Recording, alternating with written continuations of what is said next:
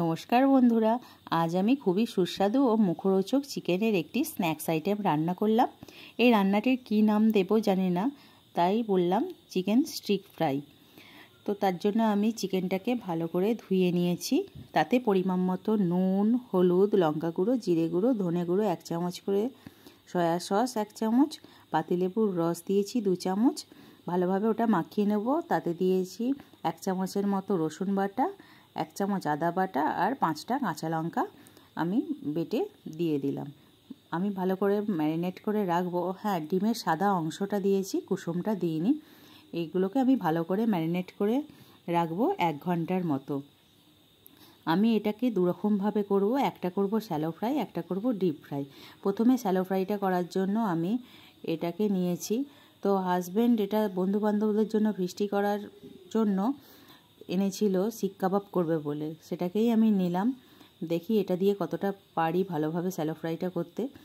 তো এটাই আমি একটা একটা করে চিকেন দিলাম, তাতে দিলাম পেঁয়াজ, একটা ক্যাপসিকাম, আবার মাঝখানে একটা চিকেন দিয়ে পরপর আমি এরকমভাবে দিয়ে দিলাম। সাজানোটা আমি নিজের ইচ্ছা মতো করেছি, সাজানোটা আপনারা প্রপারভাবেও করতে পারেন। তো এইভাবে আমি রেডি করে নেব। করে নিয়ে আমি একটাই করব, এটা শ্যালো ফ্রাই। ডিপ ফ্রাইটাই আমি বেশি করব।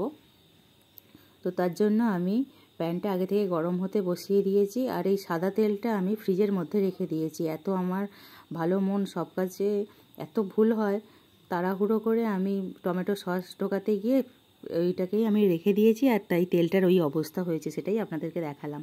এদিকে আমি দিয়ে দিলাম প্যানেতে 1 চামচের মতো তেল আর 1 চামচ পুরো ভর্তি বাটার। ওইটাকে আমি 10 থেকে 15 মিনিট এপিট ওপিট করে হালকা ভাজতে থাকবো।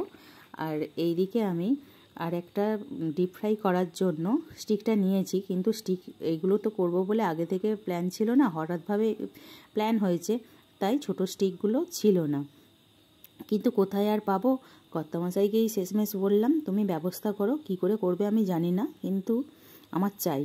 তো ঝটপট ও দেখি বাড়িতে বাঁশের টুকরো ছিল, সেটাকে 30 মিনিটের মধ্যেই এইরকম একটা ভালো স্টিক আমাকে রেডি করে দিল। আমার এত ভালো লেগেছিল, আমি ভাবলাম এটা তো দোকানের থেকে খুব ভালো হয়েছে, বাজার থেকে কিনলেও এত সুন্দর স্টিক হয় না, ও যেরকমভাবে বানিয়ে দিয়েছে। তো 5টা থেকে 6টা বানিয়েছিল, আমি এখানে 5টাই নিয়েছি। নিয়ে আর ওটাকে রেডি করে রাখলাম ডিপ ফ্রাই করার জন্য। আর এইদিকে আমার শ্যালো ফ্রাইটা হয়ে গেছে, 15 মিনিট হয়েও গেছে। তবে এতক্ষণ থেকে ভাজছি বলে যে চিকেনটা শক্ত হয়ে গেছিলো তাও কিন্তু নয়, চিকেনটা খুবই সফট হয়েছিল।